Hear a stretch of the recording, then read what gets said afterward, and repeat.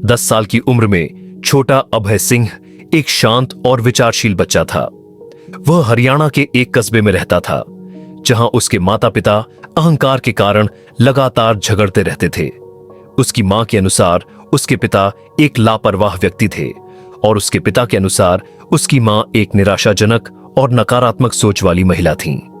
वे लगातार एक दूसरे से लड़ते रहते थे और कभी-कभी उनका झगड़ा इतना बढ़ जाता था कि वे एक दूसरे को मारने लगते थे, कभी मां की वजह से तो कभी पिता की वजह से।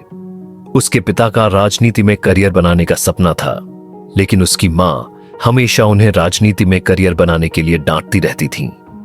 लेकिन उसके पिता, जिन्होंने बचपन से ही यह सपना देखा था, अपने इस सपने को छोड़ने में असमर्थ थे, जिसके लिए उन्होंने कुछ करोड़ रुपए खर्च किए थे। उसकी मां हमेशा उन्हें नौकरी करने के लिए मजबूर करती थीं। दोनों माता पिता ने कभी यह नहीं सोचा कि उनके झगड़े का उनके बच्चों पर क्या प्रभाव पड़ेगा। अभय सिंह कभी कभी उनके झगड़े को सुलझाने के लिए बीच बचाव करने की कोशिश करता, लेकिन अपने पिता या मां से पिटने के बाद उसे उम्मीद छोड़नी पड़ती। एक शाम उनकी आवाजें सामान्य से ज्यादा तेज हो गईं, जो मंद रोशनी वाले घर में गूंजने लगीं। अभय सिंह उनकी बहस का दर्द सहन न कर पाने के कारण निराशा में आ गया। उसने फिनाइल पी लिया, यह जाने बिना कि इससे कितना खतरा हो सकता है। उसके माता पिता को जब इसका एहसास हुआ तो वे उसे तुरंत अस्पताल ले गए। कई घंटों के इलाज के बाद वह बच तो गया, लेकिन उसके अंदर कुछ बदल गया था।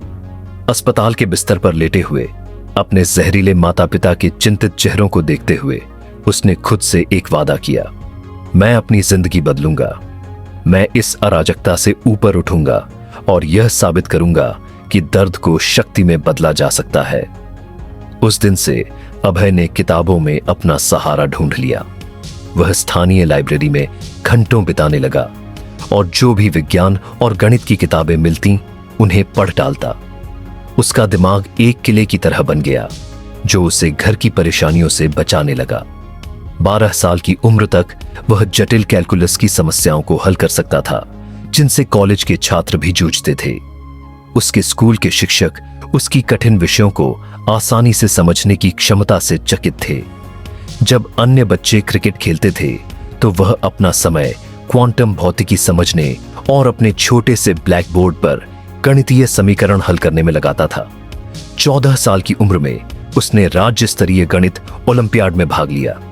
परीक्षा से एक रात पहले उसके माता पिता का फिर से जबरदस्त झगड़ा हुआ और वह सो नहीं सका, लेकिन हार मानने के बजाय उसने अपने दर्द को अपनी ताकत बना लिया। अगले दिन वह परीक्षा कक्ष में गया और इतनी तेजी से सवाल हल किए कि परीक्षकों को उस पर नकल करने का संदेह हुआ। अंततः परिणाम घोषित हुए। उसने राज्य में पहला स्थान प्राप्त किया। 16 साल की उम्र तक उसका नाम उसके शहर में एक किंवदंती बन चुका था। उसके शिक्षकों ने उसे भारतीय प्रौद्योगिकी संस्थान IIT में जाने के लिए प्रेरित किया, जो दुनिया के सबसे कठिन इंजीनियरिंग संस्थानों में से एक है।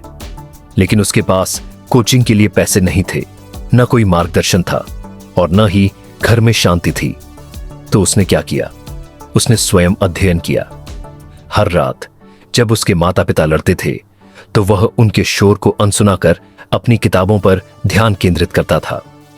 वह हर दिन 200 भौतिकी के सवाल हल करता था, कार्बनिक रसायन विज्ञान को याद करता था और गणित का अभ्यास तब तक करता था जब तक उसके हाथ दुखने नहीं लगते। उसका केवल एक ही सपना था, बच निकलना, सफलता प्राप्त करना और यह साबित करना कि दर्द को महानता में बदला जा सकता है।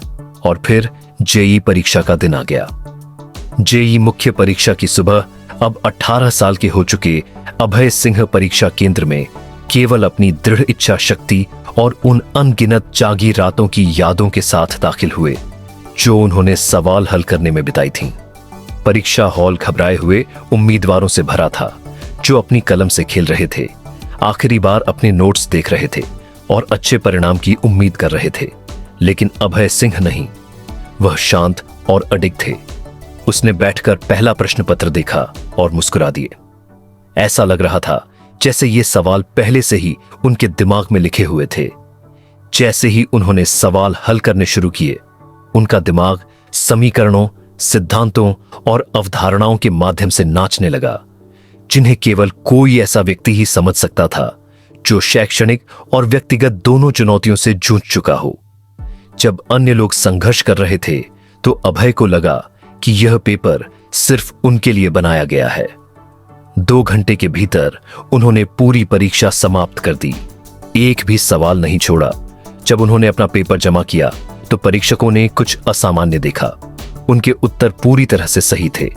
सिर्फ सही ही नहीं, बल्कि उनकी तर्क शक्ति इतनी स्पष्ट और सटीक थी कि यह लगभग जादुई लग रही थी। कुछ महीनों बाद परिणाम घोषित हुए। अभय सिंह ने जेईई परीक्षा उत्तीर्ण कर ली थी। सिर्फ राज्य में ही नहीं, सिर्फ राष्ट्रीय स्तर पर ही नहीं, उन्होंने पूरे देश में 731वां स्थान प्राप्त किया। जब उन्होंने आईआईटी के पवित्र द्वार में प्रवेश किया तो घर की अराजकता से बुरी तरह टूट चुके अभय अपने माता पिता से भावनात्मक रूप से अलग हो गए।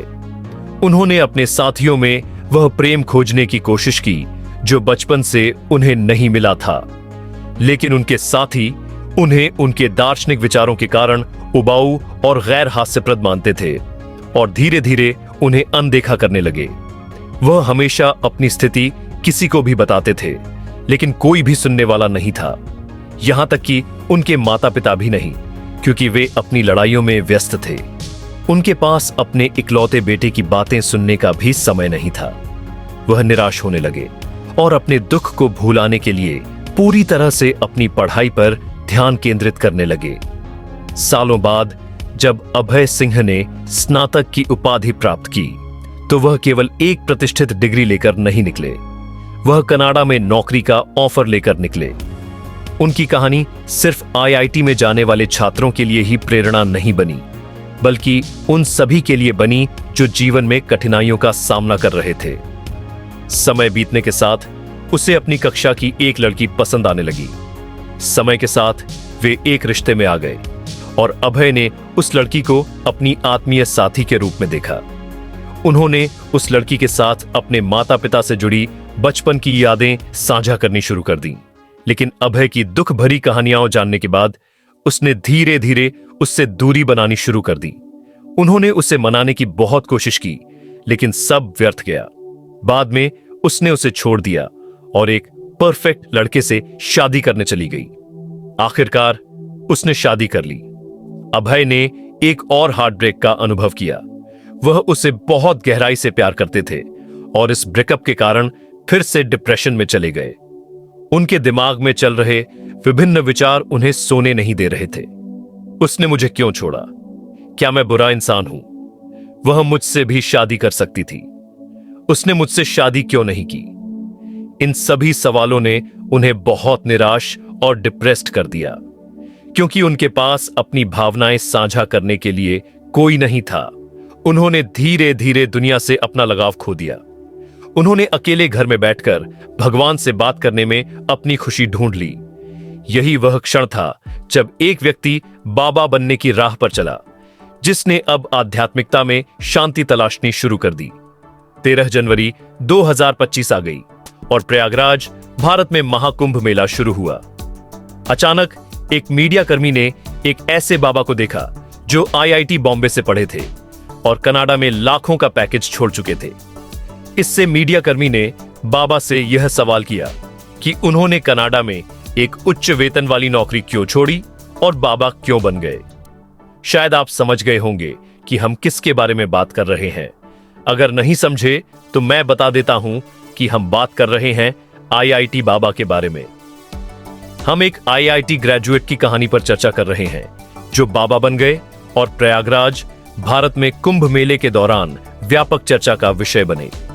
शुरुआत में उन्हें आईआईटी बाबा के रूप में पहचाना गया और उनकी कहानी तेजी से सोशल मीडिया पर वायरल हो गई, जिससे जनता में विभिन्न प्रतिक्रियाएं आईं। कुछ लोगों ने उनके उज्जवल करियर को छोड़कर आध्यात्मिक मार्ग अपनाने के निर्णय को आध्यात्मिकता के आकर्षण का प्रमाण माना, जबकि अन्य लोगों ने उन्हें कायर कहा और मानसिक स्वास्थ्य समस्याओं का शिकार बताया। हम ऐसे कठोर जीवन निर्णयों के पीछे की गहरी प्रेरणाओं की खोज कर रहे हैं। व्यक्तिगत आघात सामाजिक अपेक्षाएं और भारतीय दार्शनिक शिक्षाओं के प्रभाव जैसे विषयों का विश्लेषण कर रहे हैं, जो सांसारिक मोह से विरक्ति पर जोर देती है। इसमें तर्क दिया गया है कि जब कई लोग कठिन समय में आध्यात्मिक शांति की तलाश करते हैं, तो यह इच्छा अंततः समाज से उनके अलगाव का कारण बन सकती है, जिससे सामाजिक संतुलन प्रभावित होता है। वक्ता सन्यासियों के सामाजिक योगदान पर सवाल उठाते हैं और उनके जीवन शैली के आदर्शीकरण की आलोचना करते हैं। वे इस विरोधाभास को उजागर करते हैं कि ये व्यक्ति समाज की बुनियादी सुविधाओं से लाभ उठाते हैं, लेकिन साथ ही अपनी जिम्मेदारियों को त्याग देते हैं। चर्चा इस बात तक जाती है कि किस प्रकार छद्म विज्ञान शैक्षणिक संस्थानों में प्रवेश कर रहा है और वैज्ञानिक दृष्टिकोण की आवश्यकता क्यों है। इसका सुझाव है कि संन्यासवाद का महिमा मंडन वास्तविक दुनिया की समस्याओं के समाधान से ध्यान भटका सकता है। दोस्तों, इस समय प्रयागराज में महाकुंभ का आयोजन चल रहा है। पूरे देश से भारी संख्या में लोग कुंभ के मेले में बड़े बड़े तपस्वी सन्यासी, संत और नागा बाबाओं को देखने और संगम में डुबकी लगाने के लिए पहुंच रहे हैं। देश की मीडिया भी कुंभ को कवर करने के लिए वहां जा रही है और पत्रकार वहां जो कुछ हो रहा है उसको आम लोगों तक पहुंचाने की कोशिश में जुटे हुए हैं। इन्हीं पत्रकारों में से एक पत्रकार को एक बाबा मिलता है। उसके इंटरव्यू के दौरान पता चलता है कि वह बाबा IIT से पास आउट है और बावजूद इसके वह सारी सुख सुविधाओं को छोड़कर पिछले 2 सालों से सन्यासी का जीवन बिता रहा है। देखते ही देखते सोशल मीडिया की बदौलत यह खबर आग की तरह पूरे देश में फैल जाती है और वो बाबा IIT बाबा के नाम से फेमस हो जाता है। फिर पूरे देश से रिपोर्टर उस बाबा को इंटरव्यू करने के लिए पहुंचने लगते हैं। कुछ ही दिनों के अंदर इन इंटरव्यूज की तमाम क्लिप्स सोशल मीडिया पर छा जाती है और वो बाबा सोशल मीडिया की सनसनी बन जाता है। हर कोई सिर्फ IIT बाबा की ही बात कर रहा होता है। कुछ लोग कहते हैं कि इतना ब्राइट करियर छोड़कर अध्यात्म का रास्ता पकड़ लिया। इसका मतलब अध्यात्म में ऐसा कुछ है जो कि दुनियादारी में नहीं है। कुछ लोगों को इसमें हिंदू धर्म की सुप्रीमेसी दिख रही है कि देखो, IIT करे हुए इतने पढ़े लिखे लोग भी हमारे धर्म से इन्फ्लुएंस होकर सन्यासी बन रहे हैं। कुछ लोग कह रहे हैं कि यह तो भगौड़ा है, जिम्मेदारियों से बचकर भागा है, तो कुछ कह रहे हैं कि यह गंजेड़ी नशेड़ी है। कुछ को तो लगता है कि इसे कोई मेंटल हेल्थ इशू है। बहरहाल बाबा के तमाम इंटरव्यू ऑनलाइन अवेलेबल हैं, जिससे उसकी लाइफ के बारे में काफी कुछ चीजें पता चलती हैं। जैसे बाबा का नाम अभय सिंह है, जो कि हरियाणा के झज्जर का रहने वाला है। इसने IIT मुंबई से ग्रेजुएशन कंप्लीट की है। अगर हम इस IIT बाबा की बातों पर गहराई से सोचे तो हम सच्चाई को ज्यादा बेहतर ढंग से समझ सकते हैं। अब जैसे कि वैराग्य यानी दुनिया से डिटैचमेंट की बात करें, तो क्या इसके पीछे कोई रीजन हो सकता है? यानी कोई ऐसा रीजन जिसकी वजह से किसी का दुनिया से मन भर जाए और ये दुनिया उसे पॉइंटलेस लगने लगे। मेरी समझ से ऐसा 2 वजहों से हो सकता है। एक वजह तो ये हो सकती है कि पास्ट के कुछ एक्सपीरियंस, पास्ट के कुछ ट्रॉमा ऐसे रहे हो जिसकी वजह से ये लगने लगा हो कि इस दुनिया में सब मतलबी कोई भी अपना नहीं। दूसरा हो सकता है कि कुछ ऐसी फिलॉसफी पड़ी हो और उनसे इन्फ्लुएंस होकर यह डिसीजन लिया हो, या फिर दोनों ही चीजें हो सकती हैं। इस बाबा के केस में भी अगर हम देखें तो पास्ट के ट्रॉमा के बारे में हमें पता चलता है, जिसे उसने खुद ही कई अलग अलग इंटरव्यूज में बताया है। उसने डोमेस्टिक वायलेंस के बारे में बताया है कि कैसे उसकी मदर को डोमेस्टिक वायलेंस फेस करना पड़ता था, और इस पर उसने एक शॉर्ट फिल्म भी बनाई है। यह भी बताता है कि उसका कोई दोस्त नहीं है, यहां तक कि उसकी रिलेशनशिप भी नहीं चली। उसकी पुराने दोस्तों से बातचीत नहीं होती है। उसके जो स्कूल या फिर जो उसके कॉलेज टाइम में दोस्त रहे थे, वह बताते हैं कि सबने छोड़ दिया था उस टाइम पर। तो एक तरह से हम कह सकते हैं कि उसकी लाइफ में ऐसे फैक्टर्स मौजूद रहे हैं जिन्होंने एक कैटलिस्ट का काम किया। रही सही कसर इंडियन फिलॉसफी ने पूरी कर दी, जो कि शुरू ही यहां से होती है कि यह संसार दुख में है और अटैचमेंट ही दुख का कारण है। मैंने देखा है जब लोग अपनी जिंदगी में परेशान होते हैं तो धर्म की शरण में जाते हैं उन्हें लगता है कि शायद वहां उन्हें शांति मिल सकती है। वो किसी धर्मगुरु को फॉलो करना शुरू कर देते हैं, या फिर कोई रिलीजियस लिटरेचर पढ़ना शुरू कर देते हैं, या इस लाइफ का मीनिंग क्या है इसके बारे में सोचने लगते हैं। अब जब आप ऑलरेडी परेशान हो और लाइफ का मीनिंग क्या है ऐसा सोच रहे हो, ऐसे में आप कोई फिलॉसफी पढ़े जिसमें बताया जा रहा हो कि संसार ही दुख में है और दुख का कारण इस संसार से अटैचमेंट है, तो आप उससे रिलेट करने लगते हैं। आपको लगता है कि हाँ, यही तो हो रहा है मेरे साथ। ऐसे में ना केवल आप उस रिलीजियस फिलॉसफी में डीप बिलीव करने लगते हैं, बल्कि कुछ एक्सट्रीम स्टेप्स भी उठा सकते हैं। इनमें से एक है घर बार छोड़कर सन्यासी बन जाना। जी हां, किसी का सन्यासी बन जाना नेचुरल नहीं है।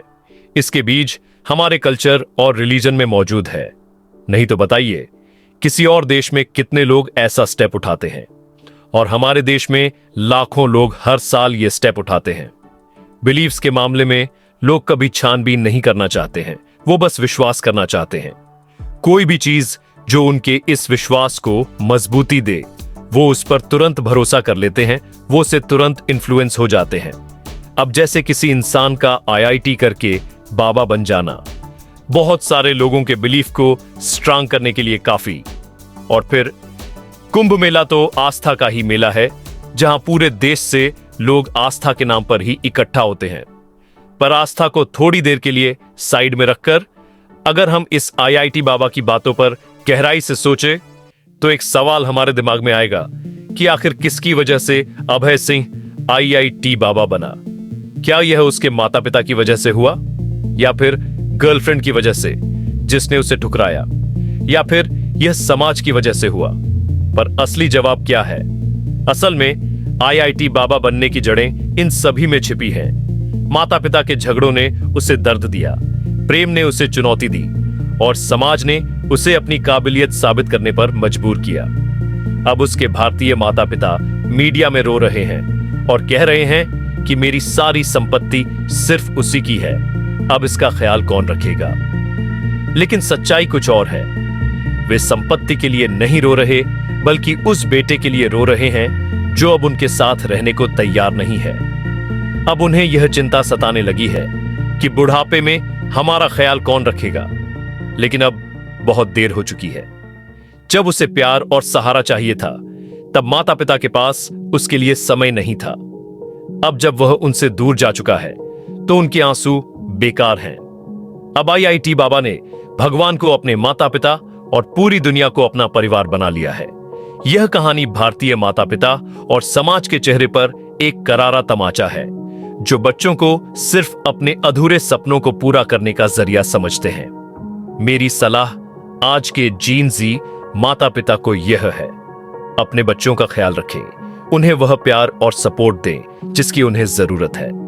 वरना जब वे बड़े होकर खुद की दुनिया बना लेंगे, तब आपके आंसू उनके लिए कोई मायने नहीं रखेंगे। मुझे उम्मीद है कि आपको यह कहानी पसंद आई होगी और आपने इससे बहुत कुछ सीखा होगा।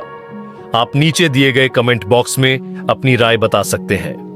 जाने से पहले कृपया वीडियो को लाइक करें और चैनल को सब्सक्राइब करें।